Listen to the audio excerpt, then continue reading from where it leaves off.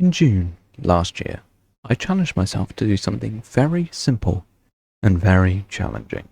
Create one Minecraft video a week for a whole year. I succeeded, but I think I learned so many valuable things, and I think that others may benefit from these lessons. But what did I make these Minecraft videos about? Well, I made 53 Minecraft SMP videos on the Whimsicraft SMP server. If you want to know more about Whimsicraft, there are cool links in the description, and a retrospection video for Season 1 linked in the top right corner. We've just started Season 2, and next week I'm publishing Episode 1. First, some mini explanations. I am a university student, meaning that I have all the free time in the world. I am incredibly lucky and grateful that I was even able to attempt this challenge in the first place, and I don't think that creators should push themselves as hard as I did this year, but it doesn't mean there aren't a few valuable lessons for you all. Lesson 1. Do something you love. My favourite video game of all time is Minecraft. I have spent over 10,000 hours playing this beautiful blocky game, and with friends, I believe it is the greatest pastime in the world. Also, I love YouTube. I recently hit my 5-year mark on the platform, and it's been a rocky time, ups and downs, and yet I think that also proves how much creating Minecraft and occasionally other games content fuels my creativity and joy. Many YouTubers choose to make videos for money, influence, fame, whatever it might be. But without a true and simple love of both Minecraft and YouTube, none of this would have been possible. Going back to talking about friends, I have many supportive YouTube friends who work with me, and this simply made my love even greater. Surrounding yourself with positivity and what you love will allow you to love it all the more. A specific lesson I learned was about editing. In the first few months of my challenge, editing felt like a chore. I enjoyed creating the content, publishing videos, even writing descriptions, but I didn't love editing. So what did I do about it?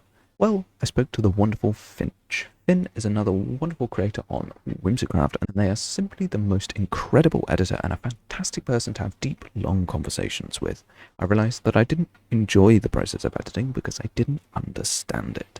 How can you love something you don't truly understand? To me, editing was simply a means to provide the audience with my content. I didn't realize that it could influence the enjoyability and the way that the content is viewed. By seeing it more as a vassal for my creative output to be enjoyed, I found more love for editing, and with that, I love the whole process of video making, and it made the challenge possible and even more enjoyable. Lesson 2. Motivation. People are motivated by different things. View count is a very popular motivator in the YouTube space, and as you get bigger, money becomes the biggest motivator. But those two are the worst motivators possible. My videos vary wildly in popularity, and if I focused on that, I know that I would lose my mind. So what do I do instead? I focus on two opposite forces, myself and the audience. I do YouTube as my creative outlet. I can't draw, paint, make music, so my creativity is always overflowing with potential, and I take advantage of this with YouTube. It makes me feel accomplished and satisfied with my free time. It is also a dream of mine to make money from YouTube, but I know that it won't happen if I focus too much on it. Burnout is a terrible thing, and I work very hard to stop myself from burning out. This is where the audience comes in. Your presence, comments, likes, they prove to me that what I'm doing is worthwhile, and there are people who genuinely enjoy the work that I put in. Your comments keep me grounded and allow me to realize what really matters. Individual people, not the algorithm, genuinely enjoying the content that I make. Sure, I look at my YouTube analytics, but it's not because I want to see the big number get bigger, or the 1 out of 10 reward for my most recent video. No. It's always about reminding myself who I'm doing this for. You guys. Lesson 3. Build a routine. Now, it's all well and good and having motivation, but how do I actually produce the videos? Well, it's all about having a solid process that allows you to be as productive as possible in an efficient manner. On Sundays, I plan what I'm going to do for that week. For example, at the time that this script is being written, I have planned the rest of the day to be getting set up in my starter area in Whimsicraft Season 2. However, the most important planning happened a while ago. I have set days of the week that I edit and make thumbnails on, and it allows me to realize where I'm at with my video. Now, you don't have to follow my process, but for me, I edit on Wednesday and Friday. Wednesday is a checkup day to check how much footage I have for the video, and then Friday is the final edit. Saturday is then preserve all the other rubbish that comes with publishing videos on YouTube. I have a solid day-by-day routine where I always eat and sleep at approximately the same time.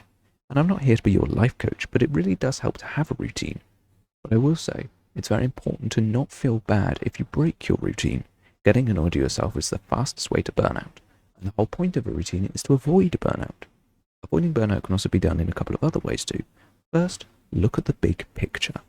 Looking back at what you've done and celebrating your achievements will help in bringing you back to your motivations and reminding you of the most important thing, having fun. For me, YouTube will be a hobby for a very long time, so I'm taking advantage and having as much fun as I can. Second, take breaks. Not only do I stream twice a week, which helps break up the type of content I produce, I also have other hobbies, like I play Trackmania and Terraria and sometimes even Roblox, and those together make me detach from YouTube. Lesson 4. Do what's right for you. This chapter has two parts. First, processes. I used to edit with an extremely simple program called OpenShot. It is bad, like really bad, but it was what I knew how to use, and I used it. Later on, I switched to DaVinci Resolve, but at the beginning of this challenge, I wasn't good at editing. I needed something basic. This is where the challenge was the most valuable for me. I improved many of my skills a lot. I took notice of what tools people use, for example, Flashback, which is a fantastic Minecraft mod for editing and videos. I converted to using it to make my processes more efficient. That's why I also changed my editing software. It's just faster.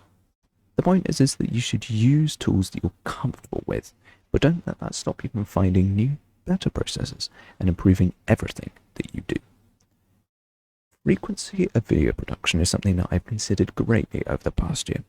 Weekly, full-length videos are an impressive feat that requires a significant amount of time, dedication, and support. And simultaneously, I found it mostly super fun, and everyone seemed to enjoy them. However, as I mentioned in my last video, I'm moving away from weekly videos.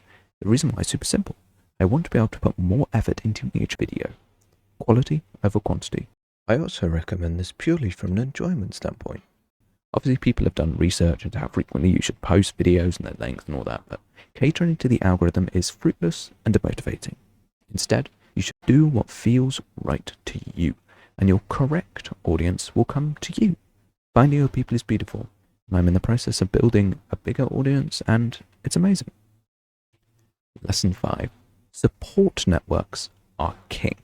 Avoiding burnout can be extremely challenging, and even if you have motivation, time, good processes, and passion, you still might get burnt out. And here's how I mostly avoided it. My friends on the Whimsicraft server are the most supportive bunch of people I've ever had the good fortune of meeting. My family, unfortunately, insist on watching all of my videos while I'm in the room. Anyway, we're getting sidetracked. What I'm saying is that we need to get other people to support us personally. YouTube comments are sometimes not enough. But it's not just about the emotional support. Whimsicraft are a team. And whether it's admin tasks to keep the server alive or building awesome mega bases, it's always about being together and finding ways of helping each other to make the best videos possible. That can come in the form of video critiquing or gathering resources, but either way, we are all working together to reduce each other's burnout, and it's wonderful. In conclusion, I learned a lot from the past year, and it was one of the most fulfilling times of my life. My channel grew faster than I thought possible, and I made so many new friends and acquaintances. Most of all, I proved that weekly videos are not for me, but I would never have known that if I didn't try to do it. I'm so glad that I was able to make content for you all, and here's to more adventuring, video making, and whimsicalness. Subscribe, because next week I'll be dropping episode 1 of Whimsicraft Season 2.